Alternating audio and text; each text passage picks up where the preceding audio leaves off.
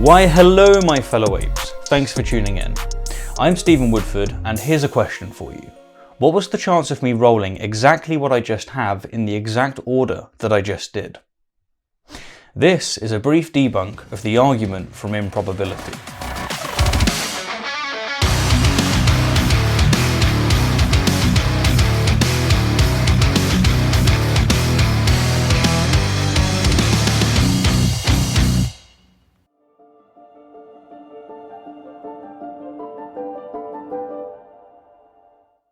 The argument from improbability is a teleological argument, that is, argument from design, in which proponents insist that since the probability of us emerging by random chance is infinitesimally unlikely, it is therefore reasonable to assume that we are the product of intelligent design.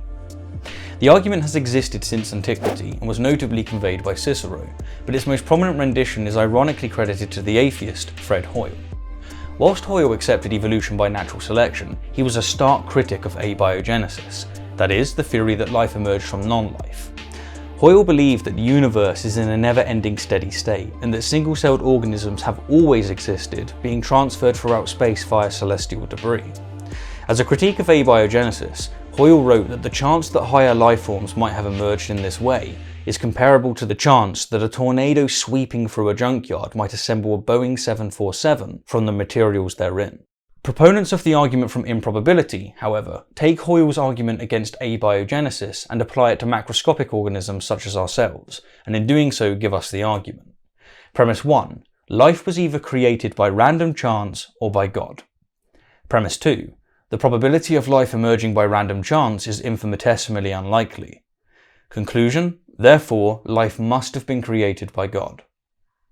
The argument is flawed for numerous reasons, but here we cover just 3 fallacies. The most obvious flaw of the argument from improbability is that it commits a black and white fallacy. It does this because it forces us to consider just 2 explanations for a phenomenon without justifying why there are only 2. It's as erroneous as asserting that the pyramids were either built by random chance or by aliens, and then stating that since it's infinitesimally unlikely that they are the product of a tornado sweeping through the desert, they must have been built by aliens. Now, just as we are in this case ignoring all other possibilities, so too are the proponents of the argument from improbability when they insist on either the black that is intelligent design or the white that is random chance. Now, in order to make this flaw more obvious, let's contrast it against some other black and white fallacies. Will you donate monthly to starving children, or do you hate children? Damn, that's some vicious marketing right there. What if I told you it's possible to donate and hate children? Yeah, you didn't expect me to go there, did you? I thought you were a good person, but I haven't seen you at church recently. And I thought that you were a good person, but I haven't seen you being intelligible recently. What defines a good person is their good deeds, not their intelligence and certainly not their geographic location. The improbability of the human was either brought about by random chance or divine providence. Yeah, let's take a voyage back to before Darwin set sail on his, for this is the only epoch in which teleological proponents wish to dine. We today are very fortunate to know exactly how natural selection can and has produced creatures most wonderful and most beautiful. But even before Darwin's voyage, proponents were still guilty of the black and white fallacy. They just didn't know it. Case in point, only insist on 2 possibilities if you can prove with certainty that there are only 2 possibilities. Ignorance is no excuse to be close-minded.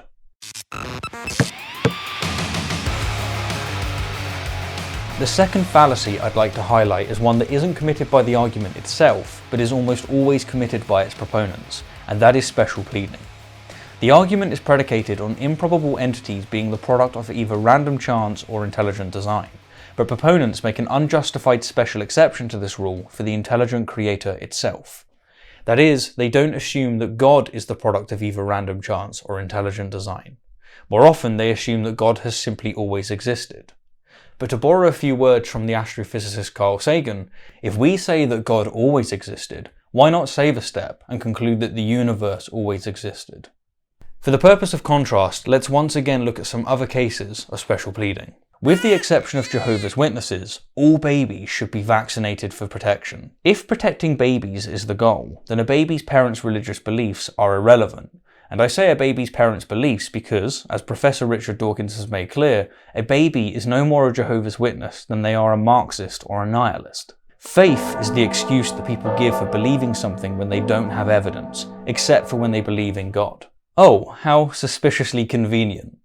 God, in all his love, has created us so that we require extraordinary evidence for extraordinary claims, and yet provides us not nearly sufficient evidence of his own existence. This would be comical if the threat of eternal damnation wasn't in the balance. All things improbable are either created by random chance or intelligent design, except for God. Enter the ultimate Boeing 747, courtesy again of Dawkins. If proponents of the argument from improbability insist that us existing without a god is as implausible as a tornado sweeping through a junkyard and assembling a Boeing 747 from the materials therein, then we must insist that the chance of God existing without an even greater god is the ultimate Boeing 747, that truly does require the seemingly impossible to explain. Case in point, we must not grant an exception to a rule without adequate justification.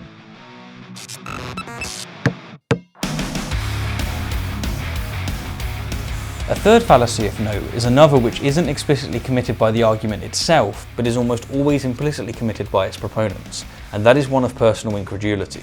Evolution by natural selection has indisputably proven that extremely complex organisms can and have emerged through natural, unconscious processes, and thus we have a third option, which is supported by an insurmountable amount of evidence. Hence, the argument from improbability is akin to asserting that the pyramids were either created by random chance or by aliens, and simply ignoring the overwhelming evidence that they were built by humans on the account of their own incredulity, or to use a more common word, ignorance. Let's take a look at some other examples of personal incredulity. I didn't hallucinate, I know what I saw. It was a ghost. No one is questioning what you think you saw. We're questioning the veracity of your senses. The science is clear. Humans can and often do hallucinate and mistake things for other things, and considering that there's no empirical evidence for ghosts, Occam's razor dictates that we assume it's more likely that you were mistaken or hallucinating. Only sheeple believe we went to the moon. In my experience, those who use the word sheeple tend to be goats. They blindly believe, with all the same cognitive dissonance and confirmation bias as the sheep they berate, the narrative of their herd queen. The evidence that we went to the moon is, if you'll forgive the pun, astronomical. Get over it. I didn't evolve from a chimp. No, you didn't, but you do share a common ancestor with chimps, and it's ironically your chimp-like cognitive bias that's preventing you from earnestly researching and digesting the facts. Or to put it another way, your personal incredulity of evolution is a product of evolution. Case in point, ignorance is no excuse.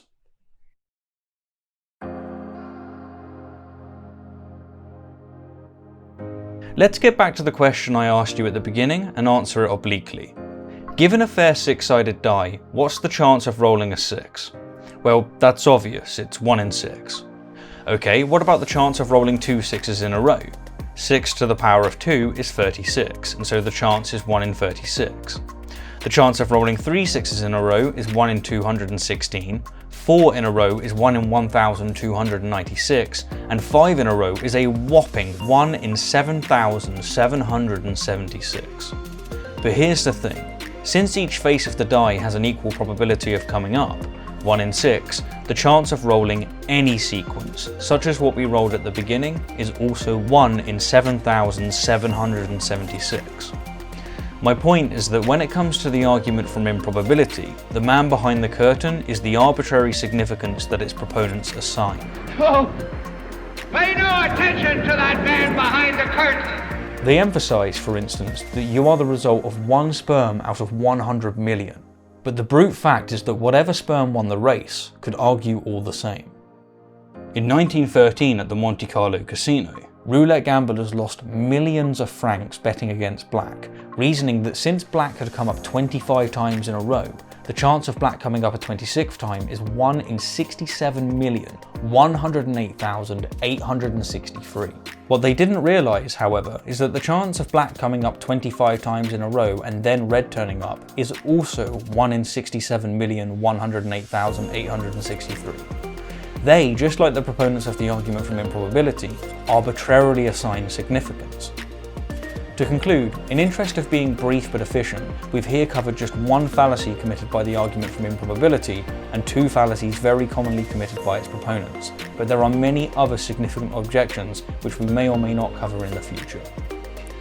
To recap, the three fallacies are: 1. A black and white. We must only insist on just two possibilities if we have proof of there being just two possibilities. 2. Special pleading. If we assume the rule that improbable things are either the result of random chance or intelligent design, then it follows that the intelligent designer is either the result of random chance or intelligent design. And 3. Personal incredulity. Ignorance is no excuse to discount facts.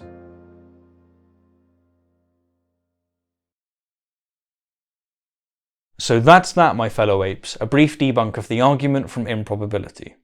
As I'm sure you're aware, many of the assets employed within this video belong to my card game Debunked, which will be available for purchase within a month or so.